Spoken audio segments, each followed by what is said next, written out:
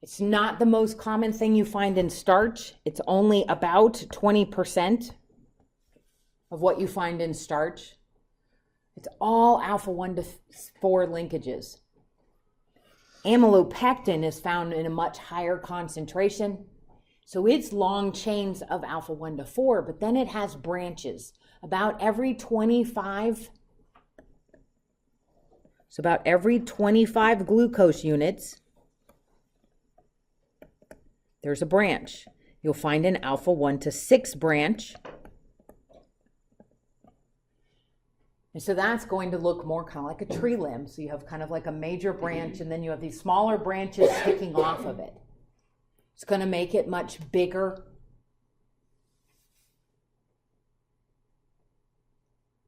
We can digest all of these types of bonds. We can digest alpha 1 to 4. We can digest alpha 1 to 6. So we have the ability to completely break down and digest starch. So this is starch like you find in rice, starch like you find in potatoes, starch like you find in bread. So any kind of flour-based foods, we have the ability to digest all of the bonds. But because of their size and the number of bonds that there are, this takes time. So this means that this is going to have a processing time that has to go on to take these starch, large polysaccharides. You have to break them all the way down to glucose to be able to absorb them. So that takes a while. It starts off in your mouth and it doesn't finish until it's in the small intestine, on average about 2 to 4 hours. So that means that if you have some pasta, that your blood sugar is not going to change instantly. It is going to slowly and gradually increase over about 2 to 4 hours after that meal. It just takes that long for it to move along and to get broken down enough for absorption. So there's the other one that shows you sort of some of the pictures. So interesting, I like this one because it shows how amylose is a chain, but it actually makes like this corkscrew. So in lab next week, we'll actually do a detection for starch. And one of the ways to detect starch is to use iodine. So iodine is normal kind of orangey, amber kind of colored. When it gets real dilute, it kind of looks yellow. But when iodine is added to starch, little iodine molecules actually sit in the coil and it turns a color. So it actually causes a color change to the iodine. So it'll turn from like this yellowish orange color to a very dark blue color. So it's a good way to be able to indicate the presence of starch because these are really large molecules and they create that sort of coiled helix appearance. Notice how amylopectin, you can kind of follow with amylopectin, you can kind of follow like a main coil, but then you can also see that there's these branches sticking off of the main coil. So those are both present in starch, starchy foods, and completely digestible for us. In order to be able to build storage glucose, we make glycogen. So glycogen is made in the liver and skeletal muscles, and it's our in-between meal glucose source. So if you go more than 8 hours between meals, then your blood sugar begins to drop. That will cause the breakdown of glycogen. Glycogen really looks just like amylopectin. So it looks just like that branched coiled chain of starch, except that the branches are more. So it actually has more branches on it than what you find in the starchy molecule, about twice as many branches. So when looking at the different ones, glycogen, the one on the far left, see how much more branched it looks compared to amylopectin, compared to amylose that doesn't have any branches. So this is kind of like where we finished off last time. I told you when you eat, you build glycogen. In between meals, you can break glycogen down, releasing glucose into the blood to try and maintain a balanced and regular blood sugar.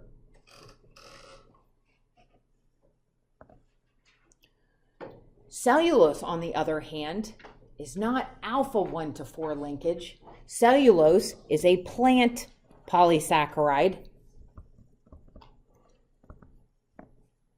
that has beta 1 to 4 linkages. So remember that alpha is the one that looks like a little V, and beta is the one that has more of that diagonal shape.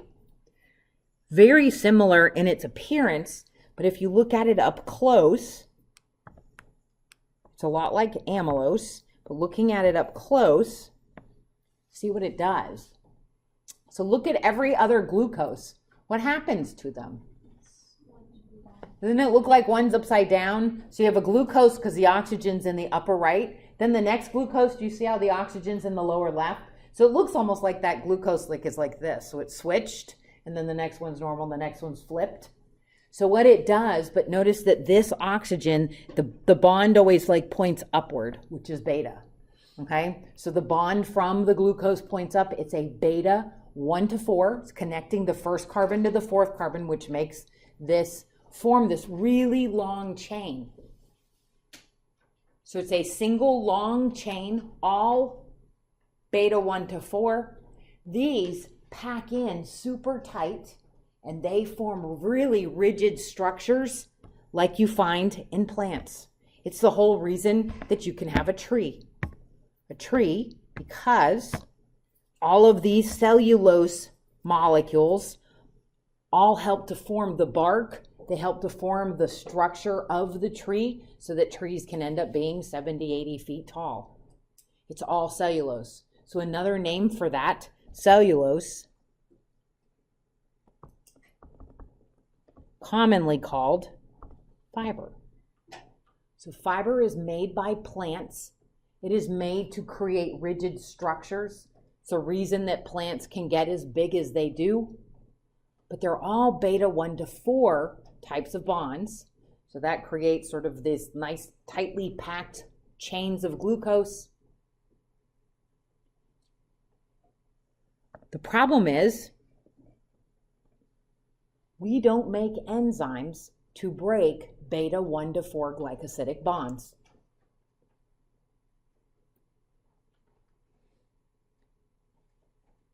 So we don't digest fiber. Termites do. So termites actually make enzymes, and that's why they can eat all of the wood in your walls of your house, because they think it's delicious. So they can break it down and use it for energy. For us, that doesn't happen.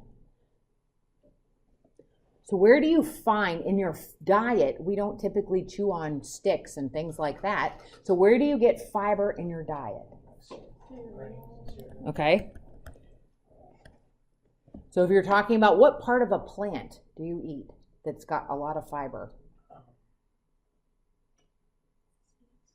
Seeds. And it's not the inside of the seed, because the inside of like a wheat seed is actually flour. Inside of like the nuts and stuff like that, there's a lot of fat in that. But what is it about the seed? What part of the seed?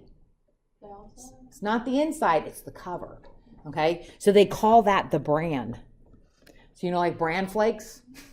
Just a bunch of smashed up seed covers. That's really all that it is. The reason that the seed covers that the plant covers its seed with fiber is because it's not water soluble. So that's actually going to help protect the seeds inside. So bran, the covers, when you talk about whole grain, those are grains with the cover on them. The covers on your fruits, so like the apple peel, the peel has more fiber than the interior of the apple. When you think about like an orange, like the segments, the stuff that makes up the segments is more fibrous. Even the little juice compartments inside, the little like covers that the juice little bits are all packaged in, all of that's more fibrous because it's not going to dissolve in water. So fiber is nice and strong. Fiber makes a great cover. So the cover on your fruits. Most of your vegetables have fibrous material to keep them firm. So like, you buy a green pepper and it's like firm feeling. That is because of that fibrous outer cover that helps to keep the water inside. So all your covers on fruits and vegetables. So we don't digest those. They do help the plant to make a really strong structure, but they're actually beneficial.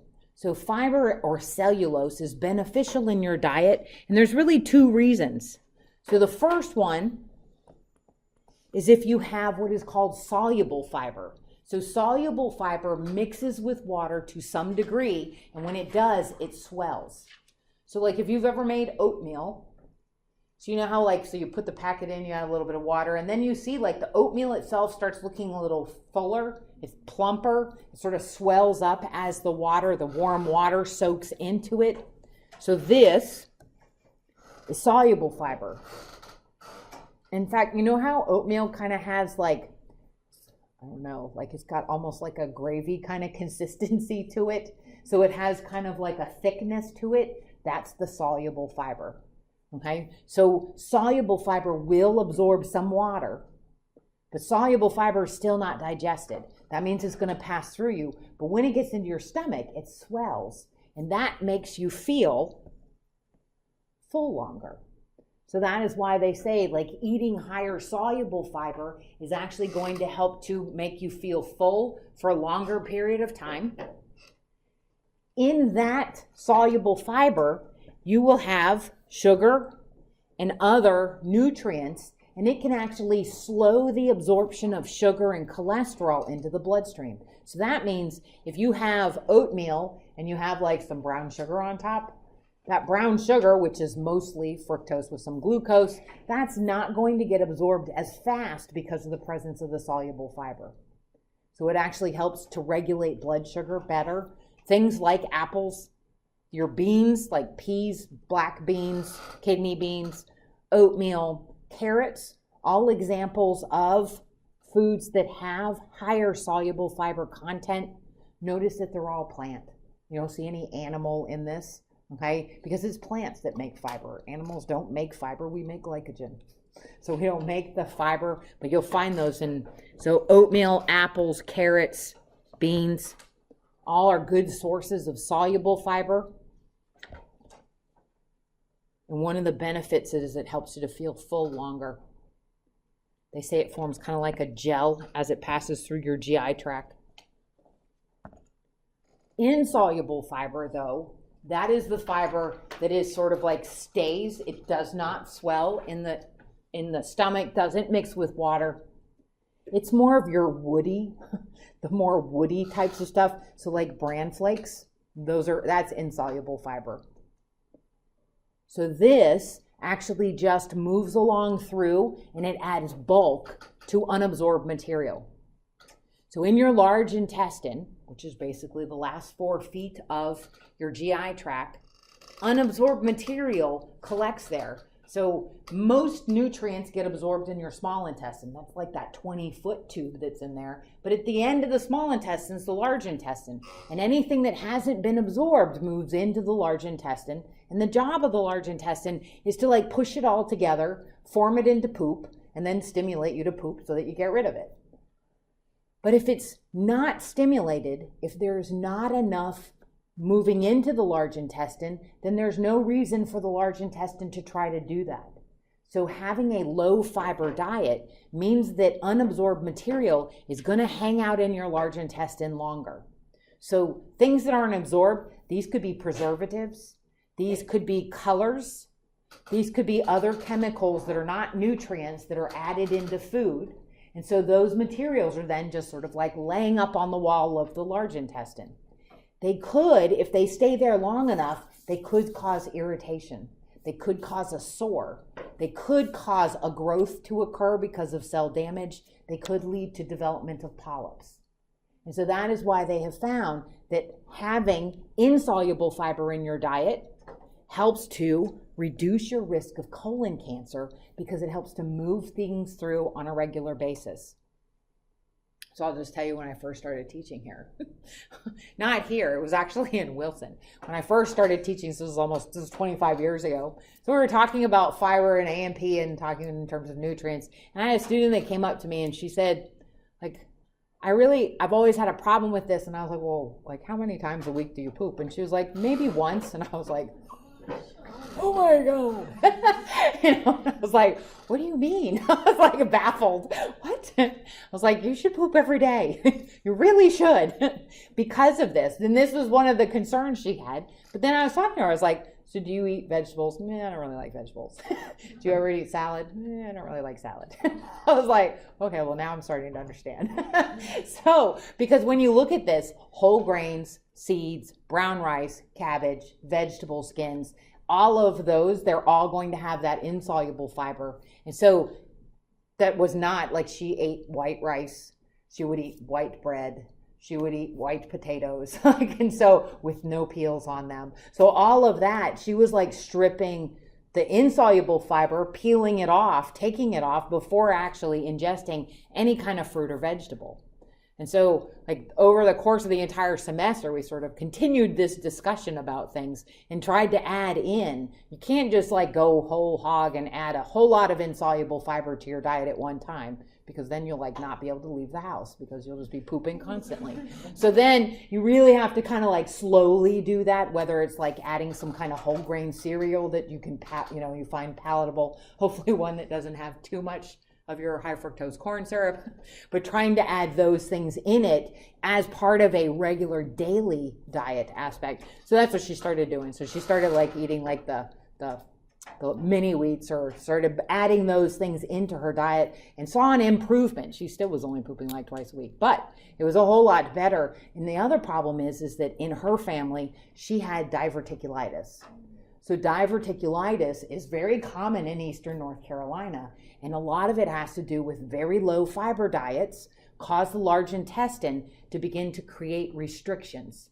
So the large intestine will actually create little pockets because there's nothing in there to push along. So it's sort of like, why do I need to be this big if there's no poop here? Like, I'll just get smaller. And so, because there's nothing going through anyways, but eventually it can get to such a restriction that it blocks movement, and then stuff starts to back up, and then you end up with pain, and then you end up with inflammation, and you can end up with all kinds of issues that eventually can even lead to having to have bowel resections, having to have surgery done because of it.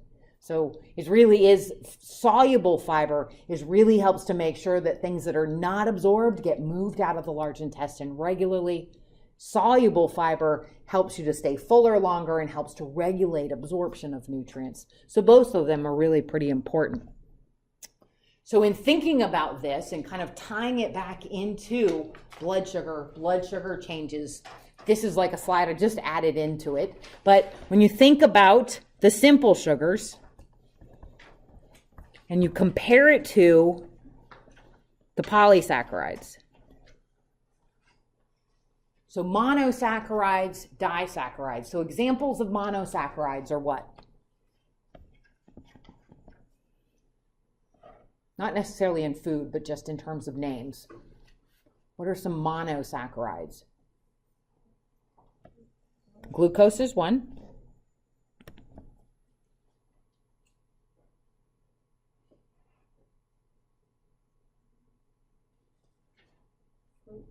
Fructose. Fructose is fruit sugar. That's another one. Sucrose is here, right? Because remember, sucrose is a combination of glucose and fructose. What else? What are the other oses? Galactose is here. Galactose and glucose make lactose. And then the last one, if you have two glucose molecules, that makes the beer sugar. Yeah, I wrote it down. Maltose.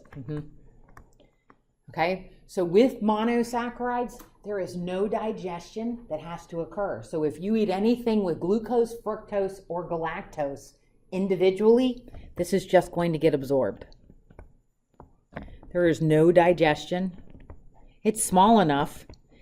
Glucose gets absorbed through the lining in your mouth. Fructose and galactose get pulled in as soon as they get into the small intestine. There's no digestion. Disaccharides have to get split in two, so they really only have to have a single clip and they're ready to be absorbed. So it has very little digestion. Just turn them into monosaccharides. And so they too are absorbed very early in the small intestine. As soon as they get into the small intestine, they get clipped and then they get absorbed into your blood. So in terms of blood sugar change, the most rapid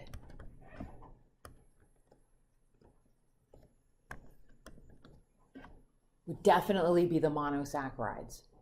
So this is the one I was telling you, like the little kids that have the high fructose corn syrup. So high fructose corn syrup is glucose and fructose. Just put on top of your cereal.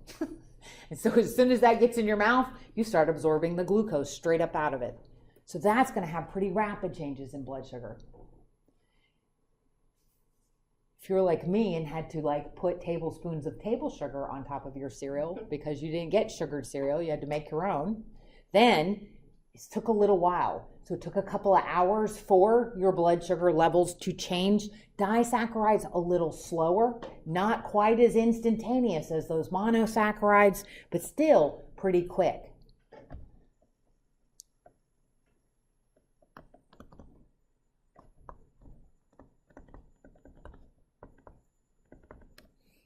So here you can be talking about minutes.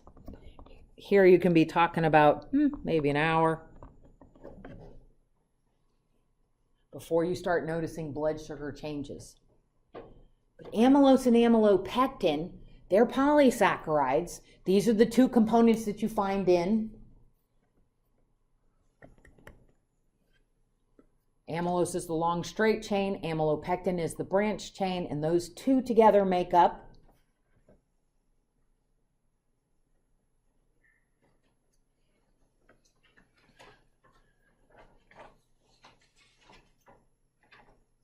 starch, flour. Okay, all your starchy types of foods. So the breads, the cereals, the potatoes, the pasta, rice, those are all your starchy components. Polysaccharides, these take time to digest. They are not going to affect your blood sugar in minutes or even an hour. They're the 2 to 4 hour window.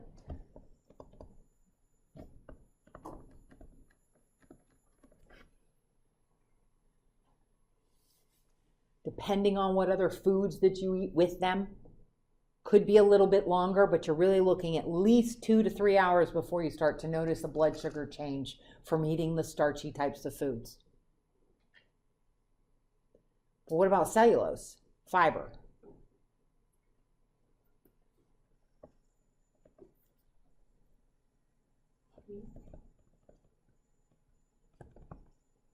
It's not digested. So will it get absorbed? Will it affect your blood sugar? No, it's not digested and it's not absorbed. So that means that it is going to pass through you. It's going to stay in the tube. And remember, your GI tract is considered like a body surface. Anything that doesn't get absorbed is going to end up getting excreted. So it's not digested, not absorbed. So is it going to have an effect on your blood sugar? No. And this is why if you're going to have carbohydrates, having high fiber types of carbohydrates, less of an effect on blood sugar, because those fibers, the soluble fibers, will actually hold sugar and slow down absorption, and higher insoluble fiber means it's just all going to move through, and so that's all going to have that benefit as well. Okay, so soluble holds water. Remember that can help you in feeling full and can help in slowing sugar absorption.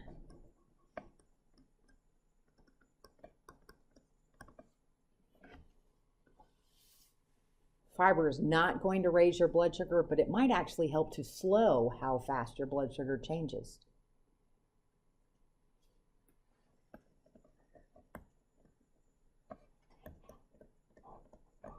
Whereas the insoluble fibers, the woody material, really just moves unabsorbed material through the large intestine so that it's excreted. So these have no effect. Not going to raise the blood sugar.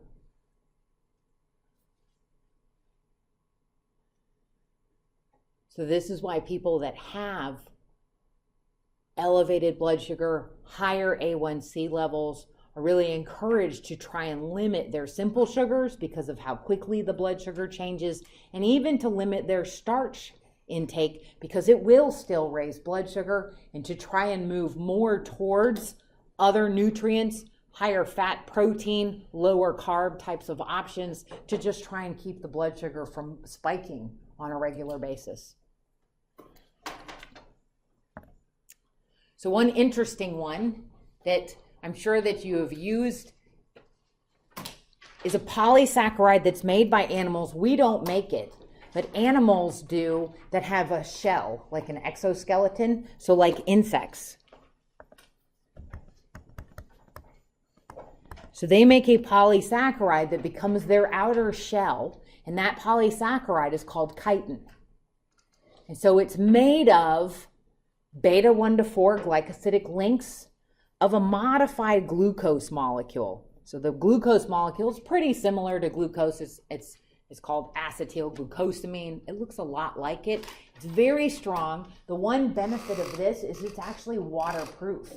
So they have taken chitin and ground it up and used it as a coating on paper. So like marine paper. So if you're on a boat and you have to keep a log, that paper, if you don't want it to get wet and have all of the ink like rub off or have it get all smeared. So they use a coated paper that is waterproof on all ships as a way of documenting and keeping track of times and weather and such like that. So you can have waterproof paper. Another maybe not so impressive thing, if you've ever used waterproof mascara has ground up chitin in it. Because you like put it on, if it gets wet, it doesn't dissolve. So it keeps up even with tears. So they put it in cosmetics and lotions, so things that have that waterproof, they use chitin as an additive because it actually has more of a water resistance to it. They make the biodegradable surgical thread, so interior or internal sutures that they do. So like if you have a wound, they'll like stitch things together and bring it together, then they just put staples or stitches on the surface. So those underneath stitches, they will slowly degrade. They're made of chitin, but because it's an organic material, your body can naturally break it down. But it's very strange when you can still feel those sutures underneath like 3 months along. It does take 6 to 9 months for those stitches to completely dissolve. I don't know if you've ever had that experience where you're like, there's something poking me. The doctor's like, well, that's just one of those interior stitches. It'll dissolve, eventually. And you're like, still feels like something's poking me. But that's what they can make surgical thread out of, because it's an organic or natural material, and so it will break down over time. So the last topic in this is how carbohydrates actually act as an identification label on your blood cells. So I'm sure you've heard of ABO blood group types. So you may know, especially if you take an A&P, you know what blood type you are. So the ABO, you are either type A, type B, you're type AB, or you're type O. So it's one of 4. So what that is talking about is that's actually referring to sugar patterns on the red blood cells. So there's galactose is one of them. That one looks familiar. There's also a couple of really strange sounding ones. One is fucose. And what makes fucose different, see how it's 6 carbon? It doesn't have an alcohol on it. And it like hangs down, sort of a strange looking one. Then you have N-acetylglucosamine. That one actually has a nitrogen and a carbon. It's like an amide group sticking down. And then same with the other one with the N-acetylgalactosamine, just has a different position. Its alcohol here versus here is different. Everything else is exactly the same. But so these are kind of like the 4 carbohydrates or the 4 monosaccharides that are used in the ABO. So if you are type O, your red blood cell, so here's your red blood cell, sticking off of your red blood cell is the pattern shown above. So it has N-acetylglucosamine, galactose, and fucose. So if you're type O, you have those 3. You have nothing else. So all over the surface of your red blood cells, you have these 3 sugars sticking off. And they call them oligosaccharides because there's more than 2. So it has just those 3. But now if you're type A, you're a little different because you have those 3, but you got 1 extra. So you see the green one sticking up. So type A has 4 carbohydrates or 4 monosaccharides linked together, and those are found on the surface. And what type you have is genetically determined. So it is based on what your parents were. That tells the red blood cells when they're forming, we're type O, and so we've got to make this 3 sugar group and hang these 3 sugar groups on the surface of the red blood cell. If you're type A, you're going to hang those 4 sugar groups. If you're type B, you'll just tack on an extra galactose. So type B has the same 3 that O has. Type B has an extra galactose. So, what if you're type AB?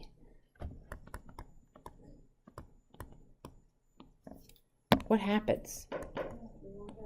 Can't you receive blood from both, but you can't? Okay, but what do you think their red blood cells, what patterns do you think they have?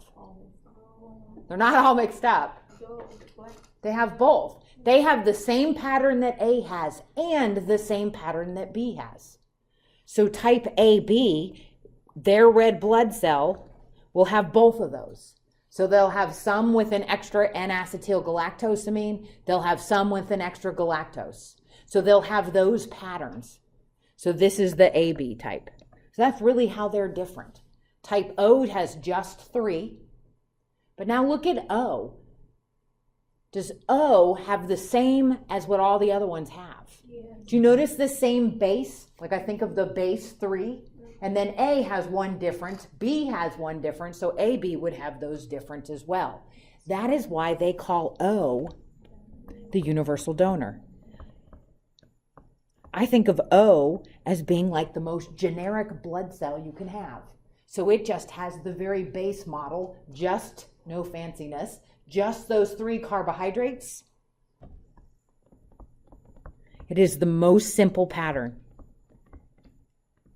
And that makes it kind of generic. And that's why you can give type O to anybody, because everybody has those 3. So if you look at type A, if you give type O to type A, can you see that it would match? Type A wouldn't see anything weird. If you gave type O to type B, they would have the same carbohydrate matching. If you gave type O to AB, same thing. Type O, you can only give type O to a type O person, right? So if you're type O, I can only receive type O. Because if they gave me type A, that would be foreign. If they gave me type B, that would be wrong. That would not be seen as normal. And in fact, you have white blood cells that go along through your blood, and they're always feeling other blood cells. They're feeling the red blood cells, and they're feeling for this pattern. So they have been trained to recognize the pattern that is on your red blood cells. And if you're given one that has a foreign sugar, whether it's just an extra galactose, it would still be seen as foreign. Your white blood cells would attack and destroy it. So in looking at this, the body recognizes A, B, or O. Type O is the universal donor because it has the same 3 sugars that are found on all blood cells. AB has all of them, okay? So AB has what A has, AB has what B has, AB has what O has. So you can give an AB person, any kind of blood type. So nothing would be seen as foreign. So if I am type AB, if I'm given type A, do you see that I already have it? Wouldn't cause a problem. If I was given type B, I already have it. Wouldn't be a problem. If I was given type O, if I took this blood and put the type O and gave it to the AB person, it wouldn't cause a problem. So AB has all of the patterns. So AB can get anything. That is why they call AB the universal receiver. So in that list, they finally fixed it. They actually had an error on this when we first started. So in this one, if you're type A, you can get your own. So A can always give and receive from A because it's the exact same thing. And A can always receive from O. But you notice that A can't get B because the pattern's different. And so it would be seen as foreign. Not anything with B. If you're type B, you can get B because that's the same as yours. And you can get O because that's the generic one. But you can't get anything with A. People that are AB, though, they can get anything. They're the universal receiver. And the poor little O's, they can only get O. Okay? So O, if you're like type O, and in an emergency you have to get blood, like they've got to give you type O. In fact, in an emergency, if they have a patient brought in that is bleeding in a trauma situation and they don't have time to type them, they give them type O. So type O is the highest demand. So you notice that O can be given to everybody.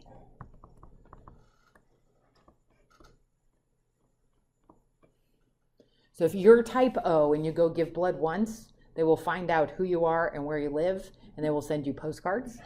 They will call you. They will send you texts. They will promise you Chick-fil-A. Okay? They'll give you a t-shirt.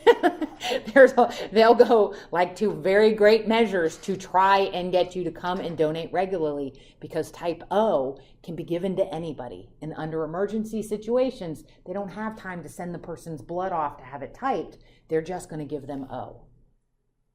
Now the positive and negative thing. So this is really not even covered in this. The positive and negative is actually a separate protein that is found on the red blood cells. Okay? So if you have it, then you're positive, and if you don't, you're negative. So it's really not compared to the ABO types. They called this RH. And so you may be A positive, you might be AB negative, you might be O positive. And so that positive and negative is really referring to a different classification or a different identification marker on a red blood cell.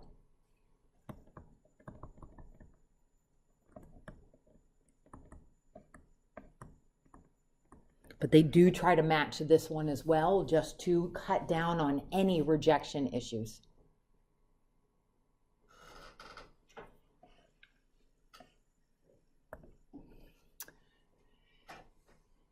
I found this and I just thought it was such an interesting looking polysaccharide that I threw it in there, and it's heparin. So if you've ever had to flush an IV, heparin is commonly used as a means of trying to inhibit clotting. It's a polysaccharide. So you get a diluted solution of it. Heparin has the ability to block binding of clotting factors in your blood. It's really strong too. So it can like block binding like 1,000-fold. So it's much stronger than like just taking aspirin. But looking at it, you tell me, what is that type of glycosidic bond?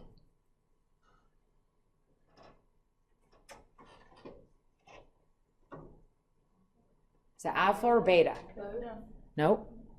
It's a 1 to 4, it's beta, because remember, you always look at the left. Always look at the left sugar. See how it's carbon 1.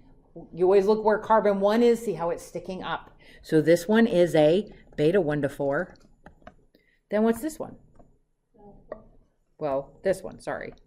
The second one, see how this one's pointing down? So that's an alpha 1 to 4. And then the next one is beta. And it just alternates. There's a beta 1 to 4, then an alpha 1 to 4, then a beta 1 to 4, and it just repeats and repeats and repeats.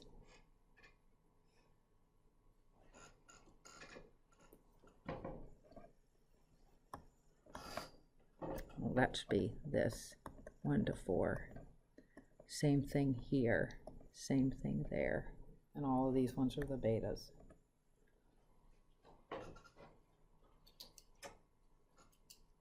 So they coat needles, tubings, things that they collect blood with, coat it with heparin, and that's going to stop the blood from being able to clot. And that way it's going to stay liquid long enough to do a test, long enough for them to do a transfusion for whatever. They also use it in treating deep vein thromboses, pulmonary embolisms.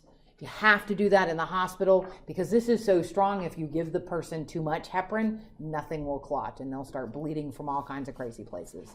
And so they have to make sure that they really monitor clotting and the clotting activity that's actually going along through. All right, so that finishes, I don't know what time it is. Where are you? That finishes 6. So what I want to give you, and I thought I'd give you, yeah, we've got like 10 minutes. So take 10 minutes. So I did like a, I guess like a practice page. You work in groups, you don't have to do this all by yourself. You can like turn around and talk to people in front of you or behind you or people that are to the side of you. Either one's fine. For the first page, tell me if the reactions are hydration, hydrolysis, condensation, or hydrogenation. So you're identifying what kind of reaction that is. That's the beginning of chapter 5 stuff. That's the first page. Second page, see if you can identify oxidation and reduction. The reactants in the 4 reactions that are there. Picking out the structure of glucose. Third page, identifying glycosidic bonds. And then doing like a matching of different types of sugars that we've talked about. So to get tonight, we're making soap. So I need to go turn up the hot plates because otherwise we'll be here forever just waiting for water to boil. And so I'm going to run upstairs and turn on the hot plates. So if you will talk amongst yourselves. Okay, so the first one. Hydration, hydrolysis, condensation, or hydrogenation.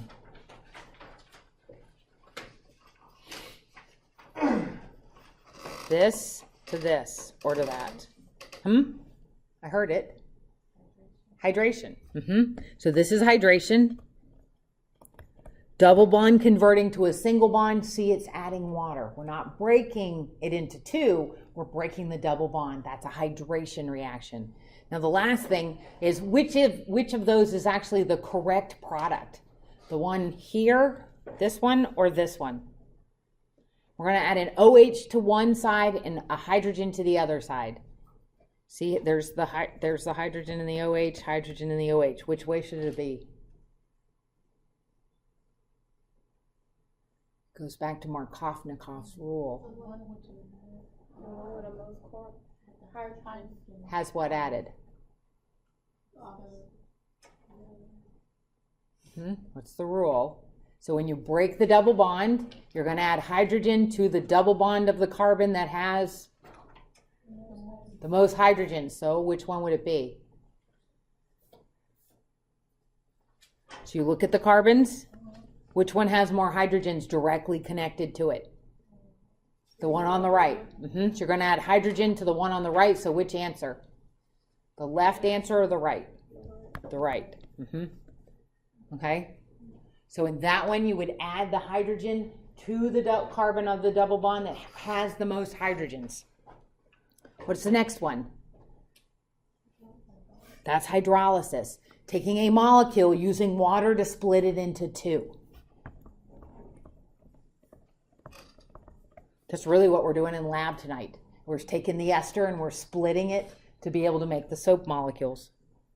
Okay, going down, what's the next one? Say it again. Hydrogenation. Hydrogenation. Because we're just adding hydrogen. We're adding hydrogen to a double bond. See that it becomes a single bond, hydrogen added to either carbon. So that one, it doesn't matter. They're both hydrogen. You're adding them the same. The only one that's weird is that hydration one. So what's this one? Same thing. That's also hydrogenation. So we're taking the double bond, breaking the double bond using hydrogen. So this is hydrogenation. What's the last one? Condensation. So notice in this condensation, we form water.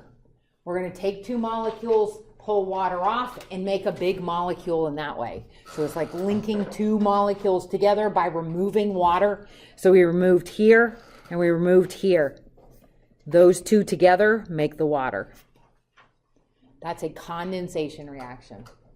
So I'm not going to ask you to finish them. I'm not going to be like, complete this this condensation reaction. But you should be able to look at it and see that. If water is used to split a big molecule into 2, that's hydrolysis.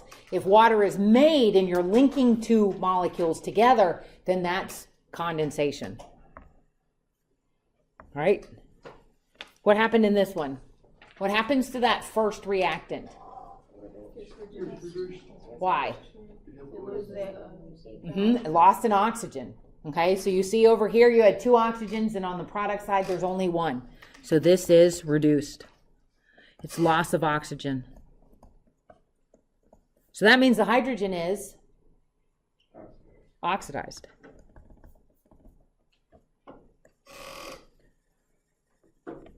What happens to the copper oxide? And what happens to the iron?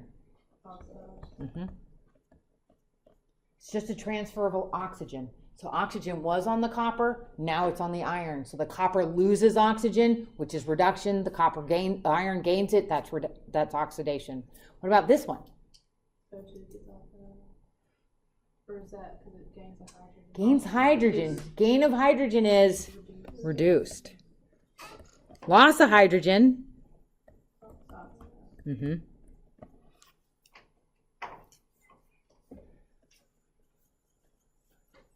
Make sure you make that in your list, right? So gain of electrons, gain of hydrogen, loss of oxidation, those are all characteristics of reduction. So you want to like have those and maybe have an example with that. That'd help to pick those out. What's this last one?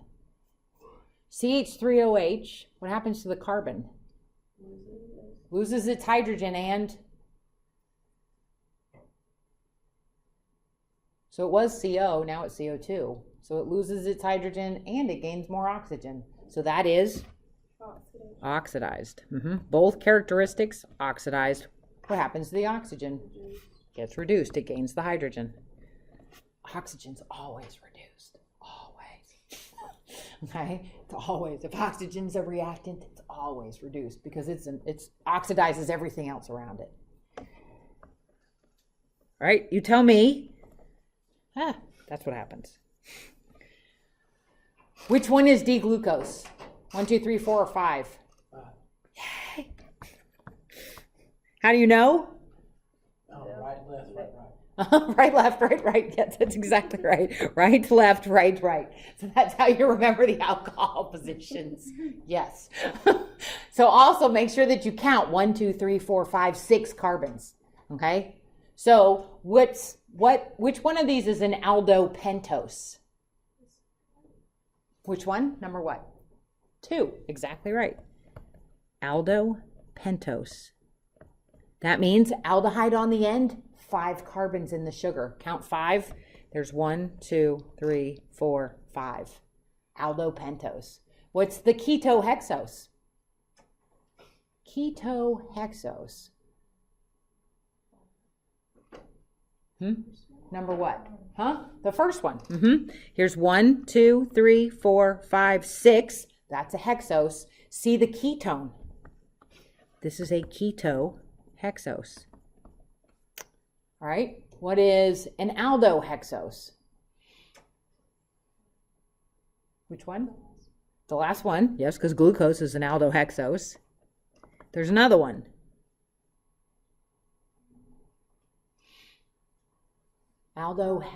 Number 3. And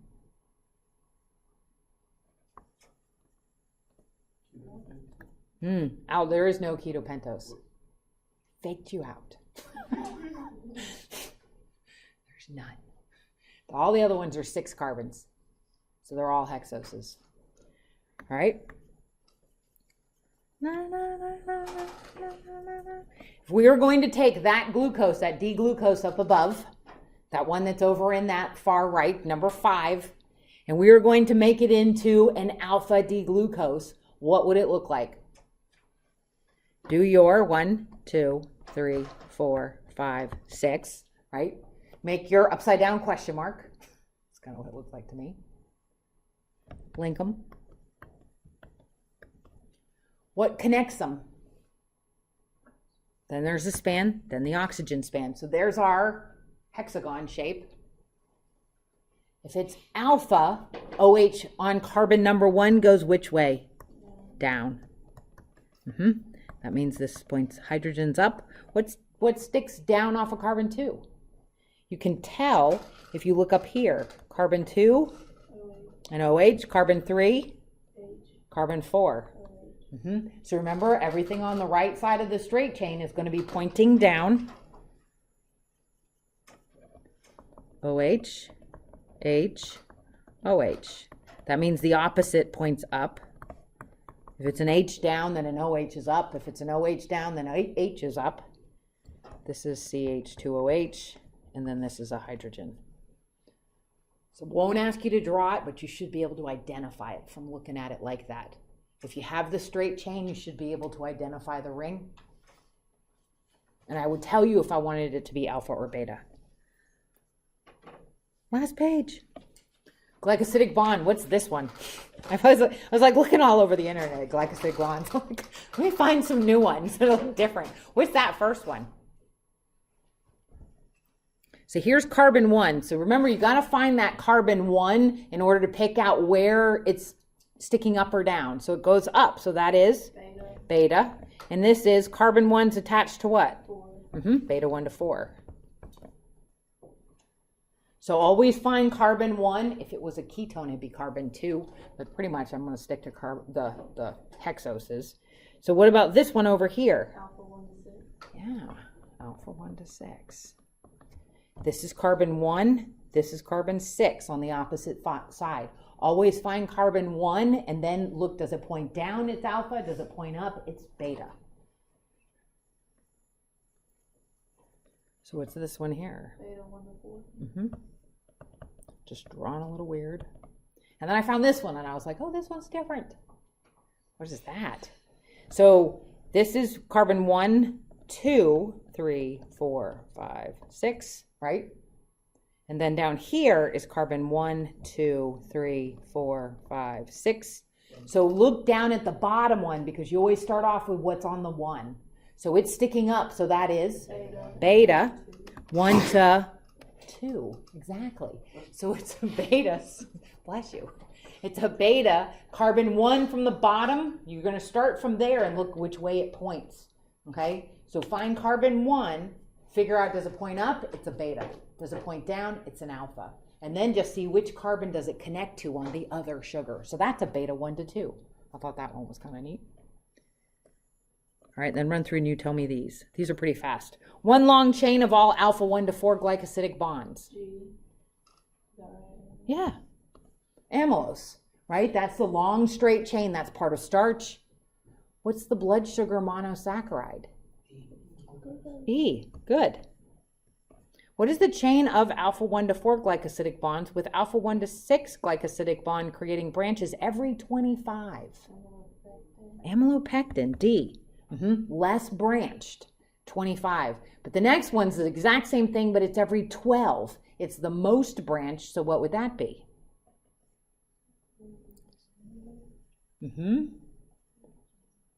Yep, C. Glycogen. But what's one long chain all beta 1 to 4? What letter? One long chain, all beta 1 to 4 glycosidic bonds. Nope, fructose is a little bit. Fructose is next. Fructose is the next one. What's sucrose? Sucrose is the last one. So by process of elimination, it's cellulose. Remember, that's beta 1 to 4. Beta 1 to 4 we don't digest. That's plant-based. That's the plant polysaccharide. Okay, compared to amylose, alpha 1 to 4. We can digest the alpha. We can't digest the beta 1 to 4. So that's the fiber. Cellulose is fiber. So which of the carbohydrates listed above will change blood sugar the fastest? Glucose, without a doubt. Put it in your mouth, it's going to absorb through your stomach lining. Which polysaccharide will change blood sugar slowly over 4 to 6 hours? So amylopectin and amylose. Because those two make up starch. Which will not be absorbed and change blood sugar at all? Cellulose. Fiber. Yeah, which is fiber. That's I keep going back and forth saying one then the other because I'm like, then it'll stick in your head. Cellulose, oh, that's fiber. All right? So keep those. I'll post this as well, so you'll have like the answer things. Hopefully you've gotten them already. This test is Monday night.